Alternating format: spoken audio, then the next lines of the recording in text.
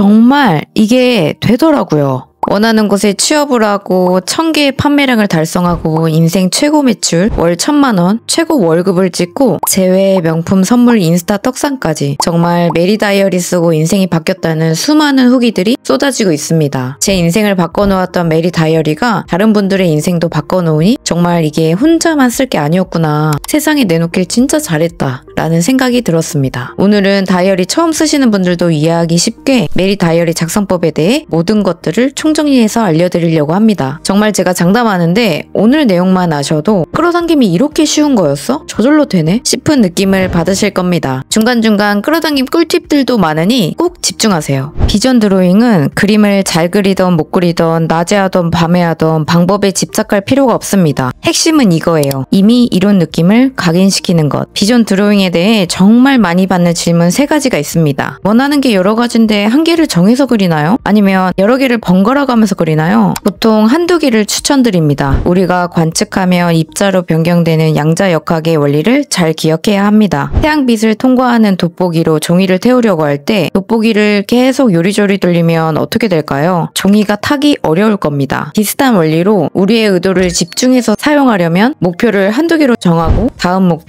목표 이렇게 순차적으로 하시는 걸 추천드립니다. 저도 지금까지 10개가 넘는 끌어당김들을 순서대로 진행했고 모두 다 이렇습니다. 잘 못 그리는데 어떻게 하나요? 그림 실력은 상관이 없습니다. 그냥 졸라매네 이런 거 하나 그려놓고 와 이걸 해내다니 대단한데? 와 대박이네? 너무 감사하다. 이렇게만 해주셔도 충분히 느끼실 수 있습니다. 우리는 이미 다 이룬 느낌을 위해서 비전 드로잉을 쓰는 거라는 걸 잊지 마세요. 왜 그려야 하는지에 대해서도 컨텐츠로 나중에 제작해 보겠습니다. 언제까지 그리나요? 달성할 때까지 그릴 수도 있지만 그리다 보면 지겨워질 때가 있어요. 그리는 것 자체가 지겨운 게 아니라 이제 너무 당연해져 버려서 지겨워져 버린 느낌인 거죠. 예를 들어 벤츠를 그린다고 했을 때 이미 집에 벤츠가 있는 것 같은 느낌을 정확히 각인하면 벤츠를 그릴 때 더 이상 설렐 수가 있을까요? 이미 가진 상태가 너무 당연해져서 안 그려도 된다라는 생각이 들 때 무의식의 각인은 끝난 겁니다. 이제 감사하는 감정을 가지고 내면의 영감에 따라 행동하게 되면 시간이 지나면 그게 배어져 있을 겁니다. 비전 드로잉을 쓰다가 어느 정도 익숙해지신 분들을 위해 꿀팁을 알려드릴게요. 바로 3D 기법입니다. 비전 드로잉에 그리는 장면을 위, 아래, 왼쪽, 오른쪽으로 다각화된 시선으로 보는 거예요. 이렇게 같은 장면을 다양한 각도로 그려보면 어마어마하게 생생해지거든요. 동일한 장면을 여러 시점에서 그리면 단일 시점 드로잉보다 뇌의 3D 시공간적 이해가 더 깊어집니다. 여기서 정말 주의해야 할 점이 있어요. 끌어당김은 목표 설정을 잘못하게 되면 망한다는 거예요. 왜일까요? 끌어당김을 시작할 때 보통 2가지 경우가 있습니다. 첫 번째는 원하는 목표가 분명한 경우, 두 번째는 원하는 목표를 모르는 경우입니다. 첫 번째 같은 경우에는 비전 드로잉을 하다 보면 이 길이 내 길이 아닌 것 같은데? 라는 걸 빠르게 느끼게 되거나 갑자기 그 목표가 이루어질 방법들이나 사람들이 찾아오게 되는 경우가 있습니다. 솔직히 둘 다 완벽한 결과예요. 첫 번째는 시행착오를 줄여주고 두 번째는 가속화를 만들어주거든요. 원하는 게 명확하게 있다면 작고 가까운 목표부터 시작해보세요. 만약 3년이 걸리는 목표라면 3개월이나 한 달 만에 이룰 만큼 쪼개서 달성해보는 거예요. 아니면 아주 작은 목표를 설정해보는 거죠. 왜냐하면 우리가 끌어당김을 작게라도 한 번은 경험해봐야 그 힘이 강력해지기 때문입니다. 진짜 아는 것과 실제로 느끼는 것의 차이는 엄청 나거든요. 뇌과학적으로도 아무리 생생하게 상상해도 실제로 한 번 경험한 것의 신경회로 강도를 따라올 수 없다고 합니다. 왜냐하면 실제 경험할 때는 우리의 오감이 모두 동원되고 감정도 훨씬 더 강렬하게 느끼기 때문이에요. 이걸 신경과학에서는 다중감각학습이라고 부릅니다. 목표를 쪼개는 방법은 끌어당김의 방해꾼인 저항을 극도로 낮춰주고 뇌에 강력한 끌어당김 성공 패턴을 새겨 넣습니다. 그러면 무의식은 이렇게 인지합니다. 아, 이거는 되는 거구나. 이때 작은 성공이 눈덩이처럼 커지는 거예요. 이렇게 되면 끌어당김뿐만 아니라 스스로에 대한 자아 효능감까지 굉장히 높아집니다. 즉 나를 사랑하고 원하는 현실을 만들어갈 수 있다는 거죠. 두 번째, 원하는 목표를 모르는 경우에는 비전 드로잉을 그리다 보면 굉장히 좋은 점이 있습니다. 바로 내가 이 목표를 정말로 원하는지 아닌지가 명확하게 느껴진다는 거죠. 매일매일 그것을 이미 이룬 느낌을 유지하다 보면 직감적으로 이건 내 게 아닌 것 같은데? 내 목표가 아닌 것 같은데? 라는 생각이 듭니다. 명품백, 외제차 진짜 우리가 원하고 있는 걸까요? 가짜 목표를 구별하는 간단한 방법 3가지가 있습니다. 첫 번째, 상상할 때 감정을 체크해 보세요. 진짜 목표를 상상하면 설레요. 설레게 그리다가 무의식에 각인돼 버리면 너무 감사하고 평온한 상태가 될 수 있습니다. 하지만 가짜 목표는 머리로는 뭔가 좋다고 생각하지만 생각보다 별다른 감정이 유발되지가 않아요. 오히려 압박감이나 부담감이 더 느껴질 수도 있습니다. 두 번째, 왜를 3번 묻는 거예요. 나는 왜 이 목표를 원하는가? 그건 왜 중요한가? 그게 나에게 어떤 의미인가? 이렇게 3번 물어보세요. 진짜 목표라면 끝까지 명확한 답이 나옵니다. 세 번째, 시간 가는 줄 모르는 활동을 찾아보세요. 그 목표와 관련된 일을 할 때 시간 가는 줄 모르나요? 아니면 억지로 해야 하는 느낌이 드나요? 비전 드로잉을 하다 보면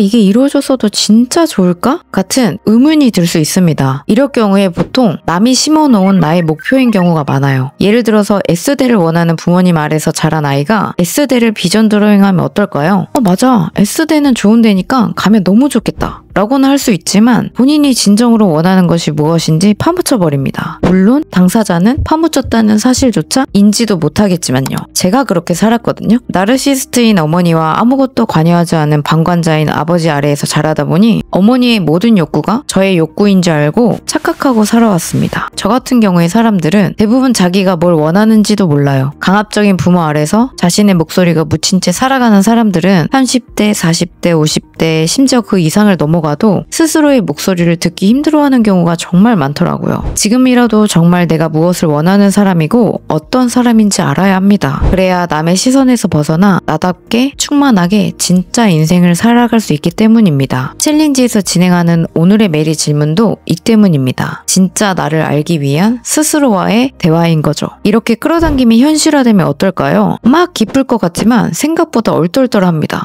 이게 진짜 내가 한 게 맞나? 우연 같은데? 저도 끌어당김을 10차례 이상 성공시켜 보면서 매번 느끼는 감정이더라고요. 이게 내가 한 게 맞나? 얼떨떨하네. 이 얼떨떨함이 오면은 좋아하셔도 좋습니다. 당신이 우주의 창조 과정에 정확히 참여하고 있다는 증거거든요. 많은 분들이 이 순간을 그냥 우연이라고 치부해버립니다. 그냥 운이 좋았나 보다 하면서 말이에요. 하지만 이건 우연이 아니에요. 우주가 굉장히 우연한 모습으로 당신의 현실을 만들어주는 방식입니다. 양자 물리학에서 말하는 동조성도 비슷한 개념인 거죠. 우리가 명확한 의도를 가지면 우주는 가장 자연스러운 방법으로 그 현실을 만들어줍니다. 마치 원래 그렇게 될 운명이었던 것처럼 말이죠.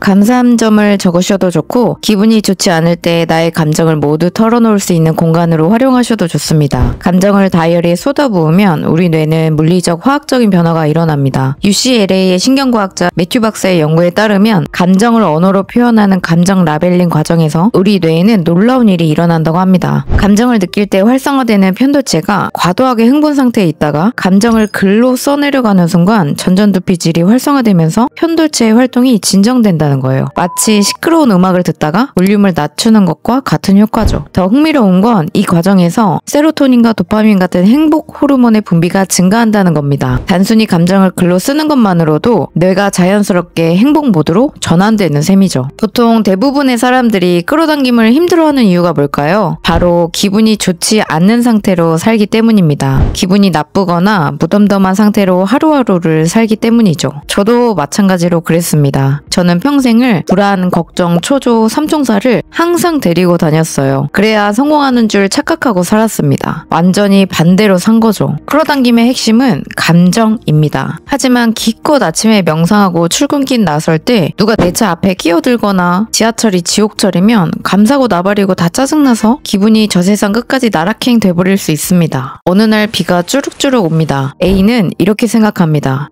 짜증나네. 찝찝해. 기상청 오류청 진짜. B는 이렇게 생각합니다. 이 소리 좋네. 시원해졌네. 비 올 때는 역시 파전이지. 국물도 땡기는데?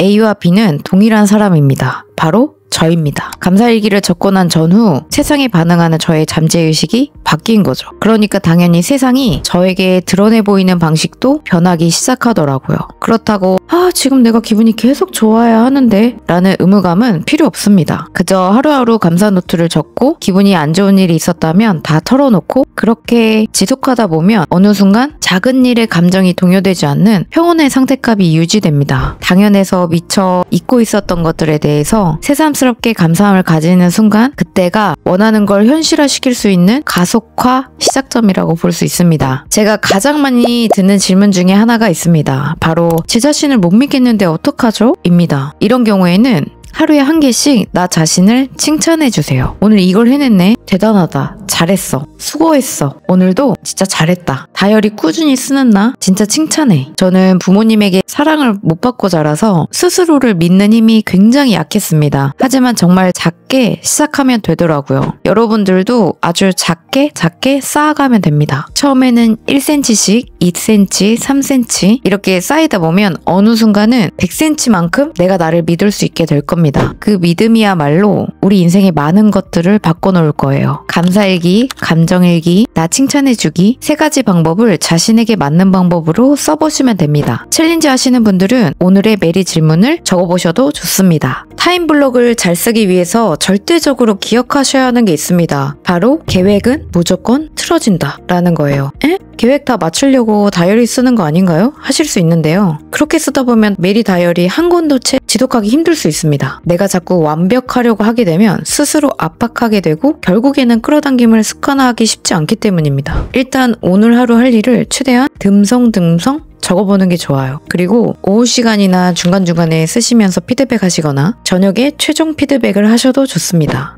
오늘은 내가 이렇게 하루를 보냈구나. 잘했으면 잘한 나에게 칭찬을, 생각보다 못했어도 뭐 이런 날도 있지. 내일 하면 되지 뭐. 하하하 라는 쿨한 넘김이 여러분들이 원하는 인생으로 생각보다 빠르게 데려다 줄 겁니다. 에너지가 의무감으로 인해 응축되지 않아 편안하게 흐르고 그게 우리의 의도의 힘을 제대로 펼칠 수 있게 하는 초특급 치트키이기 때문이에요. 저는 한창 쇼츠에 빠져있을 때 한 30분 봤겠지? 했는데 1시간 30분을 보고 있더라고요. 쇼츠 본 줄 알았는데 쇼츠 본 거죠. 그때 이렇게 오래 봤어? 진짜 한심하다 나 자신. 이거보다 생각보다 많이 봤구나. 우리 메리치트키 구독자님들은 후자의 반응을 갖도록 하기 위해서 함께 메리 다이어리를 쓰는 겁니다. 인지만 해도 충분합니다. 서서히 줄어들게 될 거예요. 억지로 나를 압박할 필요가 없다는 거죠. 억지로 나를 압박해서 극단적으로 다이어트를 하게 되면 갑자기 입이 터져서 먹고 싶은 거를 막 마구마구 먹게 될 수밖에 없는 느낌인 거죠. 우리는 자기 비판이 아니라 자기 자신을 보살필 때 비로소 더 많이 성취하고 노력한다는 수십 년의 연구 결과도 있습니다. 이런 지지적인 마음가짐은 실수와 실패로부터 더 잘 배울 수 있게 해줍니다. 그러니 스스로에게 너무 뭐라고 하지 마세요. 저는 30년 넘게 셀프 압박, 무한 잔소리, 채찍질로 인생을 살았지만 그냥 스트레스로 가득한 내가 될 뿐이더라고요. 쇼츠 보고 싶을 땐 봐도 됩니다. 오히려 이렇게 나를 스스로 허용해주면 생각보다 적게 보게 되더라고요. 저는 저를 허용해주고 내버려뒀더니 어느 순간 쇼츠가 너무 재미가 없더라고요. 지금도 볼 때가 있는데 아주 짧게 보고 스스로 멈춰지더라고요. 그러니 여러분들도 자기 비판이 아닌 스스로를 돌보는 하루하루로 메리 다이어리를 가득 채워나가시길 바라겠습니다.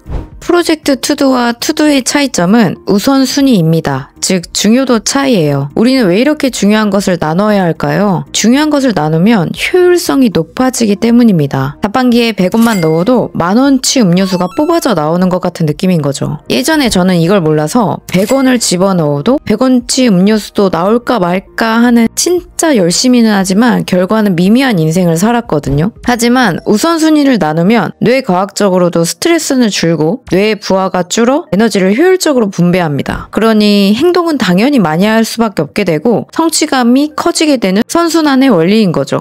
우리의 관찰과 우리의 지속적인 행동이 합쳐진다면 결과는 어떻게 될까요? 짧은 기간에 믿을 수 없을 정도의 성취를 이룰 겁니다. 저도 그랬고 제 주변에 많은 지인들도 경험을 했습니다. 루틴을 잘 활용하면 원하는 인생을 빠르게 만들 수 있습니다. 왜일까요? 우리 뇌는 패턴을 좋아하거든요. 신경가소성 원리를 보면 반복되는 행동은 뇌에 새로운 신경회로를 만듭니다. 처음엔 의식적으로 노력해야 되지만 시간이 지나면서 자연스러운 습관으로 자리 잡게 되는 거죠. 마치 근육운동과 같아요. 처음에 힘들지만 꾸준히 하면 자연스럽게 몸이 기억하게 되는 거죠. 루틴 칸에 식단 일기를 적어봐도 좋습니다. 실제로 제 지인은 영양제 먹기, 물 먹기, 식단을 적어놓고 5kg를 감량한 사례도 있습니다. 애써서 억지로 하는 게 아니라 숨 쉬는 것처럼 자연스럽게 하게 되는 거죠. 처음에는 의지력으로 시작하지만 루틴이 되면 의지력이 필요 없어집니다. 트리플 정화를 매주 일요일마다 하는 사람과 처음에 한두 번 해보고 진짜 눈물 나네? 진짜 좋다 라고 감탄한 다음에 까먹고 안 하는 사람의 끌어당김 속도 차이는 얼마나 날까요? 하늘과 땅 차이일 겁니다. 첫 번째 사람은 트리플 정화가 삶의 일부가 되면서 지속적으로 에너지가 정화되고 끌어당김 능력이 복리로 쌓여가거든요. 하지만 두 번째 사람은 처음에 감동만 남고 실제 변화는 일어나지 않게 되는 거죠. 90%가 넘는 대부분의 사람들이 끌어당김을 어려워하는 진짜 이유가 바로 여기에 있습니다. 지속하지 못하기 때문이에요. 좋은 방법을 알고도 감동을 받고도 며칠 못 가서 일상이 파묻히게 됩니다. 원래대로 돌아가게 되는 거죠. 그런데 만약 지금 이 영상을 보고 있으신 분들 중에 메리 다이어리를 꾸준히 쓰고 있다? 일단은 끌어당김을 하시는 분들 중에 상위 10%입니다. 왜냐면 지속하고 있거든요. 메모장은 자유롭게 원하는 대로 작성하시면 되지만 조금 더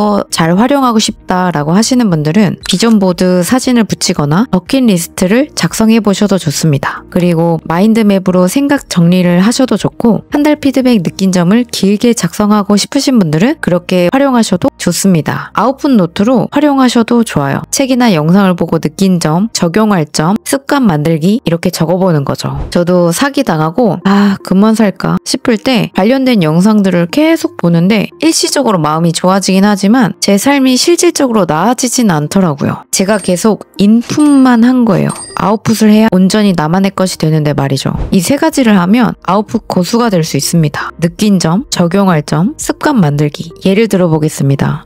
끌어당김이 안 된 이유가 무의식 정화가 안 되었구나 라는 걸 느꼈고 그럼 나는 일요일 저녁에 해야겠다 라고 적용할 점을 잡았습니다. 그리고 월간 플래너에 매주 일요일에 하는 걸로 적고 루틴으로 해야겠다 라는 습관 만들기를 할 수 있습니다. 예시를 조금 더 들어보겠습니다. 피부 좋아지는 나를 시각화했습니다. 우연히 피부가 좋아지는 이너뷰티 영상을 유튜브에서 보게 됩니다. 피부가 좋아지려면 화장품보다는 영양제가 중요하구나. 그럼 나는 이거 먹어야지. 그럼 매일 루틴에 영양제 먹기라고 적어야겠다. 이렇게 정리하면 모든 분야에서 단순한 정보 수집을 넘어서 진짜 내 것으로 만들 수 있습니다. 대부분의 사람들이 내 인생을 바꾸려면 엄청난 의지력과 노력이 필요해 라고 생각합니다. 그래서 새해 결심도 작심삼일로 끝나고 다이어트도 며칠 못 가는 거죠. 하지만 루틴의 마법은 정반대입니다. 시간이 지날수록 더 쉬워지거든요. 마치 양치질을 하는 것처럼 굳이 의지력을 발휘하지 않아도 자동으로 하게 되는 거예요. 신기한 건 루틴이 자리 잡을수록 하루에 쓰는 에너지가 줄어든다는 거예요. 뇌과학적으로 보면 새로운 행동을 할 때 전전두엽에서 많은 에너지를 소모합니다. 하지만 습관이 되면 기저액이라는 부분에서 자동으로 처리하게 되거든요. 마치 수동기어에서 오토로 바뀌는 것과 같은 거죠. 오늘은 메리 다이어리 작성법에 대해 알아보았습니다. 저는 전재산 사기를 당하고 영원으로 메리 다이어리를 쓴 지 3년 만에 상식적으로는 이뤄낼 수 없는 정말 많은 것들을 이뤄냈습니다. 메리 다이어리는 여러분들의 인생의 부스터가 되어줄 겁니다. 전기 자전거 한번 타보셨나요? 처음에 조금만 굴리면 갑자기 오토바이처럼 알아서 앞으로 슝 나가거든요. 딱 메리 다이어리 쓰면서 갑자기 원하는 게 현실화될 때 느낌이 딱 그렇습니다. 메리 다이어리 잘 쓰고 싶은데 혼자 꾸준히 하기 힘들 것 같다 하시면 챌린지를 참고해 주시면 됩니다. 메리 치트키를 소중한 사람들에게 알려주세요. 내가 보낸 좋은 에너지는 다시 나에게로 돌아올 겁니다. 우리 인생을 숙제가 아닌 축제처럼 살기 위한 더 많은 인생 치트키로 다시 오겠습니다. 기대 많이 해주세요. 감사합니다.